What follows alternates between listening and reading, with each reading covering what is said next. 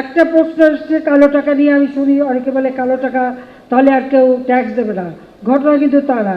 এটা শুধু কালো টাকা না, জিনিসের দাম বেড়েছে। এখন এক কাঠা জমি যার সেই কোটিপতি, কিন্তু সরকারি যে হিসেব সেই হিসেবে কেউ বেচে না, একটু বেশি দামে বেচে, কিছু টাকা উদ্বৃত্ত হয়, কিন্তু এই টাকাটা তারা গুজে রাখে।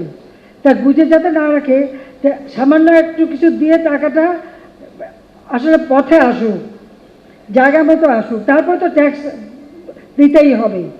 তো সেখানে আমি ঠাট্টা করে বলি যে মাছ ধরতে গেলে তো আধার দিতে হয়, দিতে হয় না?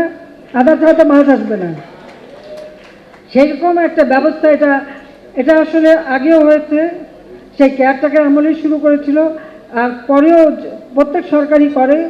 আমরা এবারও সেই সুযোগটা দিচ্ছিলাম যে ঠিক আছে, তোমরা এই অল্প ট্যাক্স দিয়ে আগে টাকাটা তোমরা ব্যাংকে নিয়ে আসো, অন্তত টাকাটা উদ্ধার হোক, সেই ব্যবস্থাটাই নেওয়া হয়েছে। এটা নিয়ে নানা কথা নানা জনের, কিন্তু তারপরেও আমরা যেগুলি মানুষের জন্য প্রয়োজন সেখানে কিন্তু ট্যাক্স কমিয়ে দিয়েছি। প্রত্যেকটা খাদ্যপণ্য, চিকিৎসার ক্ষেত্রে, ক্যান্সার বা ডায়ালিসিস অথবা এই সমস্ত কিছুর উপর থেকে ট্যাক্স কমিয়ে দিয়ে একদিকে স্বাস্থ্যসেবা, একদিকে কৃষি উৎপাদন, খাদ্য নিরাপত্তা, দেশীয় শিল্পকে প্রাধান্য দেওয়া, দেশীয় শিল্প উৎপাদনের যেগুলি ক্ষুদ্র যন্ত্রাংশ, কাঁচামাল, সেগুলির উপরকে আমরা সুরক্ষা দিয়েছি সীমিতভাবে, যাতে বেশি ট্যাক্স না দিতে, সেগুলো আমরা কমিয়েছি।